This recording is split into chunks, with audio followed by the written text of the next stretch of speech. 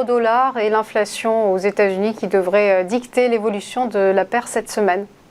Oui, alors ce qui a été flagrant la semaine dernière, c'est les rendements des obligations du Trésor américain qui se sont d'abord repliés en début de semaine, hein, et après on a eu la dernière émission de l'obligation 30 ans du Trésor US qui, elle, ne s'est pas bien passée et l'eurodoll a chuté sur l'annonce, hein.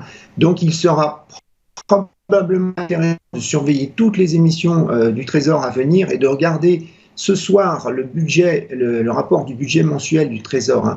D'autant plus qu'on a l'agence de crédit, donc Moody's, qui a dégradé vendredi soir la perspective des USA de stable à négative, hein, mais tout en maintenant la note en AAA.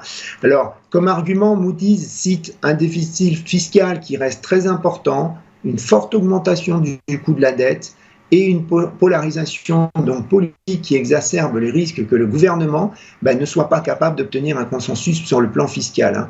Alors, Moody's rassure quand même en considérant que les USA ont une capacité significativement plus grande donc de détenir une large dette que d'autres pays souverains dans le monde, hein.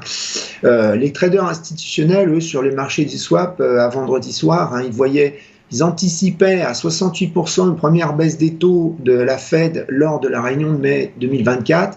Et côté Europe, sur les swaps l'euro short-term rate, hein, ils anticipaient une baisse des taux directeurs de la BCE à 46% en avril 2024, hein.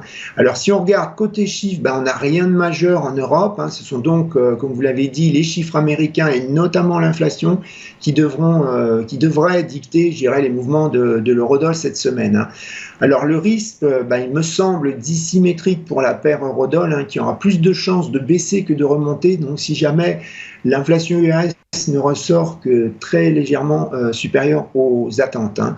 Alors pourquoi? Parce qu'on a entre autres aussi le positionnement qui est toujours long dollar, ainsi qu'un marché probablement exagérément pessimiste concernant la zone euro, hein. Donc du coup ça devrait limiter la baisse de la paire, hein. Car au final, on s'aperçoit que la paire, elle tient bien, hein, puisqu'elle n'a perdu que 42 pips, hein, la semaine dernière. Alors, si on regarde comme support, on a 1,052030 qui est le support immédiat qu'on a vu il y a 3 semaines. On a plus bas 1,0450 qui est le plus bas de l'année, hein, qu'on a vu donc au début du mois. Et c'est aussi une zone de support ancien de 2016, hein. Côté résistance, on a 1,0746 qui est le plus haut du mois, qui a été vu donc la semaine dernière et qui a donc créé une résistance intermédiaire. Au-dessus encore, on a 1,0790, 1,08, hein, c'est une zone qui correspond à un ancien support vu fin août et qui est maintenant donc une résistance, et c'est le niveau des moyennes mobiles 100 et 200 jours.